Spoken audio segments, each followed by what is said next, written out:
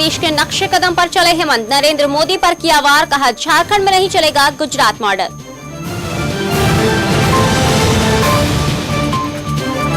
रांची के मोराबादी में ही होगी विजय संकल्प रैली, सरकार ने दी अनुमति, 29 दिसंबर को नरेंद्र मोदी भरेंगे हुंकार। लोकसभा चुनाव के लिए रेस हुई पार्टियां, पटना सिटी में निषाद समुदाय के कई लोगों ने जेडीयू का थामा दामन, तो रांची में कांग्रेस गांव-गांव जाकर कार्यकर्ताओं में भर रही है जोश। हथियार गायब होने के मामले में मंत्री का बॉडीगार्ड नवनीत तिवारी गिरफ्तार, पुलिस ने 7 दिनों की रिमांड की मांग, पीएल अनिल राय से भी पूछताछ। और शेखपुरा में 8 साल की बच्ची के साथ हैवानियत, घर में घुसकर सामूहिक दुष्कर्म, वहीं भागलपुर में छेड़खानी और ब्लैकमेलिंग से परेशान 8वीं की छात्रा ने की खुदकुशी। नमस्कार, आप देख रहे हैं भविष्य न्यूज, मैं हूं मनीषा। खबरें विस्तार से। पेयजल एवं स्वच्छता और उत्पाद मंत्री जयप्रकाश भाई पटेल के बॉडीगार्ड के हथियारों की चोरी के मामले में पुलिस ने सोमवार को स्पेशल ब्रांच के सिपाही नवनीत तिवारी को गिरफ्तार कर जेल भेज दिया। पुलिस ने गिरफ्तारी के बाद उसे कोर्ट में पेश किया और 7 दिन के रिमांड की मांग की है। सिपाही नवनीत तिवारी भी मंत्री के बॉडीगार्ड के रूप में तैनात था। पुलिस ने कोर्ट को बताया कि नवनीत की निशानदेही पर ही चोरी की गई 2 AK-47 मैगजीन और 150 गोलियां बरामद की गई थी। इस संबंध में मंत्री के पीए अनिल राय से पूछताछ की गई। पूछताछ में मिली जानकारी के आधार पर आगे की कार्रवाई जारी है।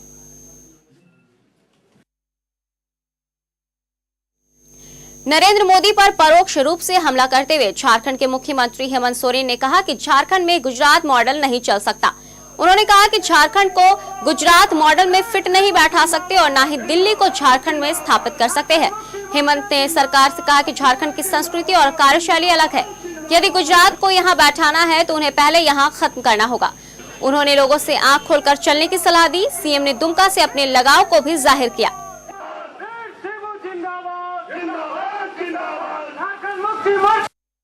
हम गुजरात का विकास का मॉडल को दुमका में नहीं फिट कर सकते, संभव ही नहीं। वहां का अलग फार्मूला है, यहां के लिए अलग फार्मूला होता है। दिल्ली को हम झारखंड में नहीं स्थापित।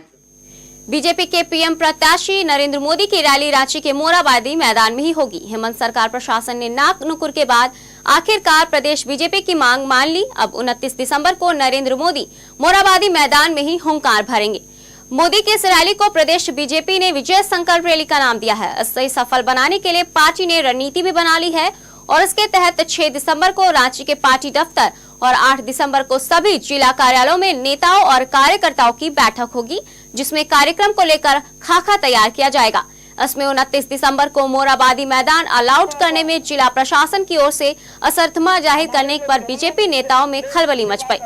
उन्होंने इस मामले पर विचार के लिए कमेटी की बैठक बुलाई। इसमें पार्टी अध्यक्ष रविंद्र राय के अलावा पूर्व मुख्यमंत्री अर्जुन मुंडा, हजारीबाग सांसद यशवंत सिन्हा, रघुवर दास, पूर्व विधानसभा अध्यक्ष सीपी सिंह सहित कई नेता शामिल हुए।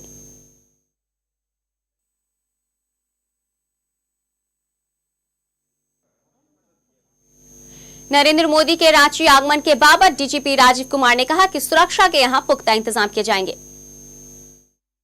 निश्चित करेंगे कि नरेंद्र मोदी जी की जो रैली होगी, जो उनकी परिभ्रमण राज्य में होगा, उसमें सुरक्षा की पूरी सुदृढ़ व्यवस्था हो, किसी तरह की कोई चूक न हो। शहजादे और मैडम को हर चुनावी सभा में चुनौती देने वाले बीजेपी के प्रधानमंत्री पद के उम्मीदवार नरेंद्र मोदी को कांग्रेस के विधायक और झारखंड के कृषि मंत्री योगेंद्र साव ने चुनौती दी है। साव ने मोदी को ये कहकर ललकारा है कि दम है तो वो पहले उनसे मुकाबला करके दिखाए।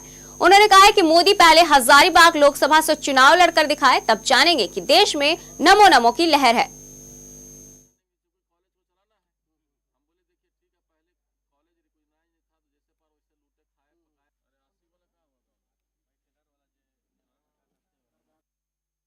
हिंदुस्तान में हजारीबाग लोकसभा सीट में नरेंद्र मोदी लड़वा दे भाजपा और एक तरफ हम भी लड़ जाते हैं कांग्रेस से, उसका पत्ता खुद क्लियर हो जाएगा कि कौन नरेंद्र मोदी का जादू चल रहा है या यहाँ पर जोगेंद्र साव का जादू चल रहा है।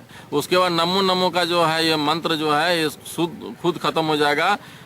बैतरनी तो दूर की बात है, हमारा पतरातू लाभगा डैम भी पार नहीं कर पाएगा।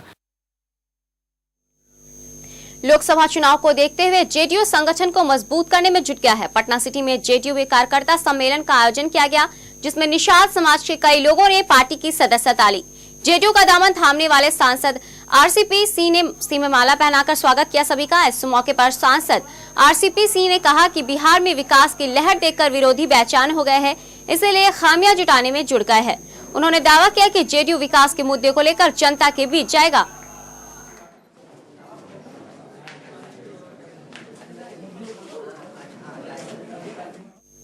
झारखंड में जेडीयू 27 नवंबर से ही सदस्यता अभियान चला रहा है। इसी क्रम में सोमवार को रांची के ओवरब्रिज के पास पार्टी कार्यकर्ताओं ने अड्डा जमाकर लोगों को पार्टी से जुड़ने की अपील की।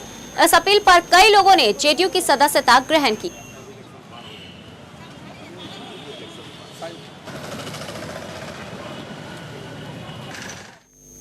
झारखंड कांग्रेस की युवा इकाई कोडरमा संसदीय क्षेत्र में विधानसभा स्तरीय कार्यकर्ता सम्मेलन का आयोजन कर रही है। युवा कांग्रेस के कोडरमा प्रभारी धनंजय सिंह ने मीडिया को कार्यक्रम की रूपरेखा बताई।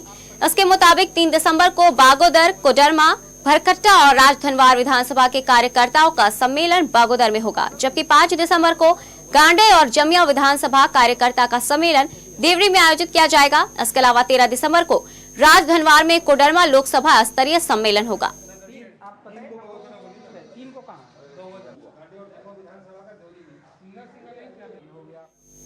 यूथ कांग्रेस के कार्यकर्ताओं ने अरगंडा स्थित सीसीएल के जीएम दफ्तर में जमकर तोड़फोड़ की। जीएम कार्यालय में आउटसोर्सिंग में अपनी भागीदारी सुनिश्चित करने की मांग को लेकर कार्यकर्ताओं ने 1 दर्जन से ज्यादा गाड़ियों को क्षतिग्रस्त कर दिया। दफ्तर में जीएम के नहीं रहने की सूचना मिलने के बाद कांग्रेसी कार्यकर्ताओं ने बल प्रयोग करते हुए कारों के शीशे तोड़ दिए। सीसीएल प्रबंधन ने पूरे मामले को गंभीरता से लेते हुए गिद्दी थाने में मामला दर्ज कराया और कांग्रेसी कार्यकर्ताओं की गुंडागर्दी को रोकने की अपील की।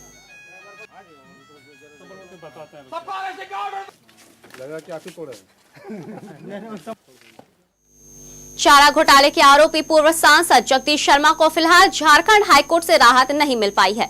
कोर्ट ने उनकी जमानत याचिका खारिज कर दी। दरअसल कोर्ट शर्मा पर सीबीआई के आरोपों को गंभीर मान रही है, जिसकी वजह से उनकी जमानत रद्द नहीं हो पाई है। बेल के मैटर में सुनवाई हुई थी, जो ऑर्डर रिजर्व किया गया था वो ऑर्डर पास किया गया और उनके बेल के ग्राउंड को रिजेक्ट किया गया है, खारिज किया गया है।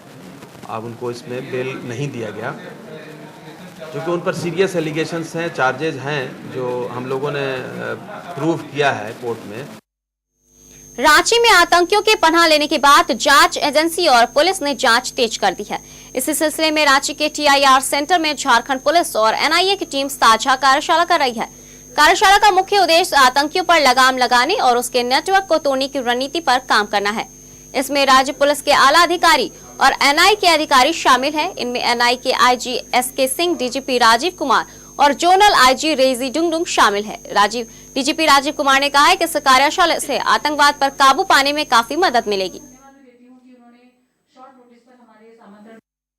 इसमें हमारे एनआईए के वरीय पदाधिकारी हैं, उनको हमने बुलाया है और वही अपना जो अनुभव जो इस केसेस में हुआ है उसके बारे में बताएंगे और किस तरह से अनुसंधान किया जाता है उसके बारे में।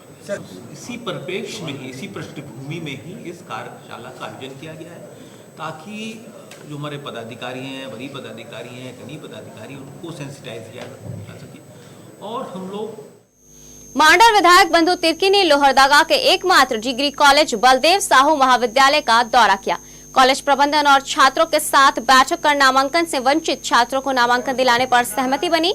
विधायक ने महाविद्यालय की जमीन पर अवैध कब्जा हटाने को लेकर प्रबंधन से जवाब मांगा और विधानसभा सत्र में महाविद्यालय का मामला उठाने का भरोसा दिलाया। इस सब कॉलेज बहुत महत्वपूर्ण कॉलेज है इस इलाके में, और ऐसे में बच्चों के भविष्य के साथ किसी तरह का कुछ ऐसा ना हो जिससे हम लोगों को आने वाले दिन में सिर्फ और सिर्फ इस प्रदेश को ही नुकसान उठाना पड़ेगा। और सारी बातें बहुत गंभीरता से हुई और सारे शिक्षक परिषद से लेकर प्रिंसिपल वगैरह सभी लोग इसको माने। खबरों में यहाँ रुकेंगे एक छोटे से ब्रेक के लिए, अन्य खबरों के साथ जल्द लौटेंगे।